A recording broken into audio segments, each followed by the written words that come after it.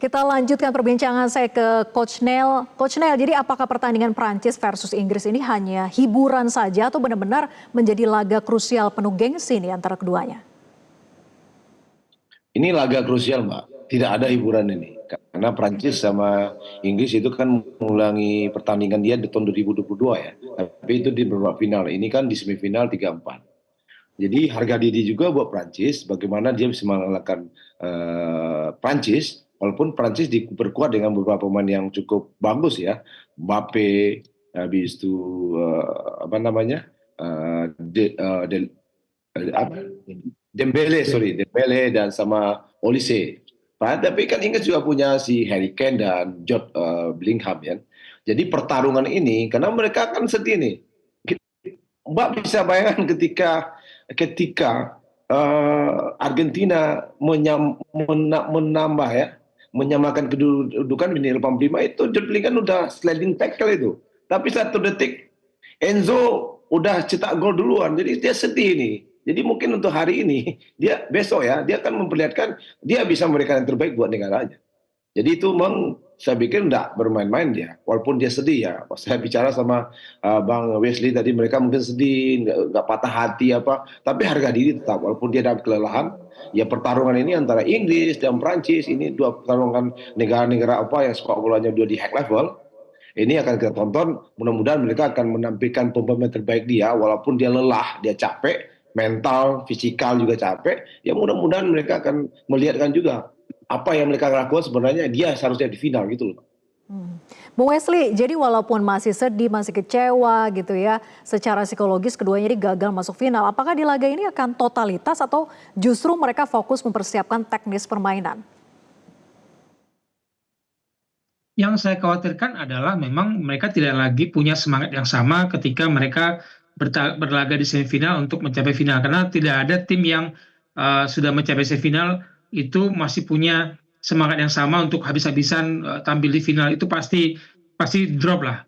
Tapi kalau saya melihat tadi tayangan sebelumnya dari Metro TV bagaimana Argentina memainkan war politik lewat sepak bola, bisa jadi ini momentum bagi Inggris untuk jangan sampai itu menjadi olok-olok lagi di Argentina ketika mereka tampil tidak punya semangat. Cuman kalau saya lihat track record mereka setelah dari fase grup L, kan Inggris tidak pernah clean sheet, selalu kebobolan dan gaya bermain mereka memang agak-agak berbeda di tangan Thomas Tuchel. Tapi pilihan strategi melawan Perancis nantinya, kalau gaya bermainnya ketika menghadapi Meksiko, ketika menghadapi Argentina, hati-hati, belum tentu ini cocok kalau mereka membiarkan Prancis masuk menyerang, dibiarkan lini tengah mereka terbuka.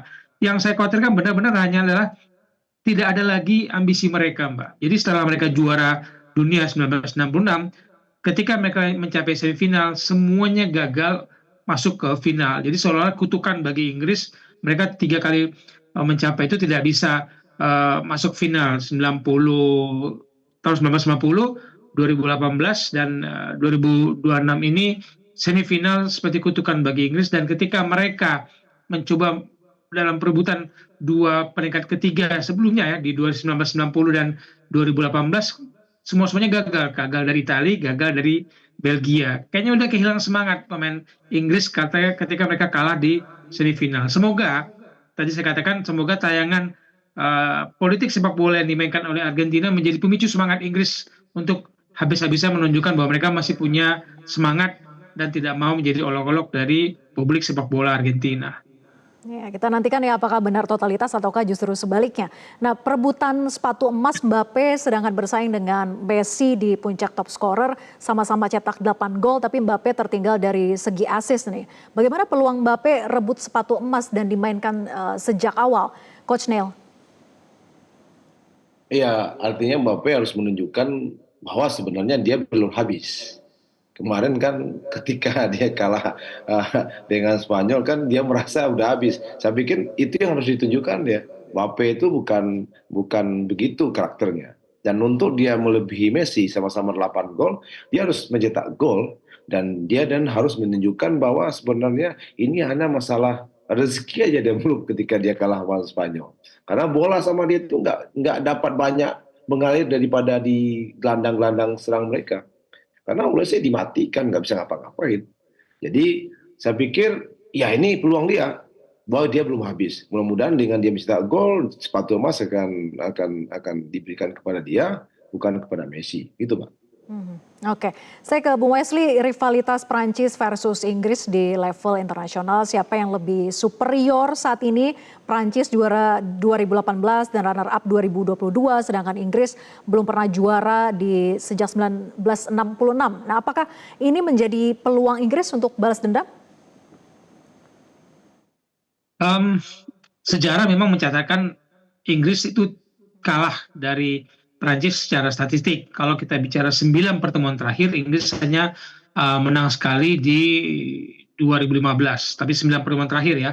Terus kalau kita bicara 4 pertemuan kompetitif di turnamen Piala Dunia atau Eropa, Inggris nggak pernah menang atas Prancis. Jadi saya katakan tadi 15 tahun terakhir itu periode fase yang sangat baik dari generasi Prancis di era Didier Deschamps sebagai pelatih. Jadi sejarah mengatakan Prancis unggul, tapi sepak bola ditentukan di lapangan, bukan lewat sejarah. Selalu ada saja peluang untuk Inggris menang. Sekali lagi kalau saya katakan tergantung mentalnya, masih punya semangat apa enggak, masih punya harga diri apa enggak untuk melawan politik sepak bola dari kubu Argentina. Kalau sejarah mengatakan Prancis akan unggul, dan saya masih melihat Prancis masih punya gaya bermain yang lebih solid dan stabil.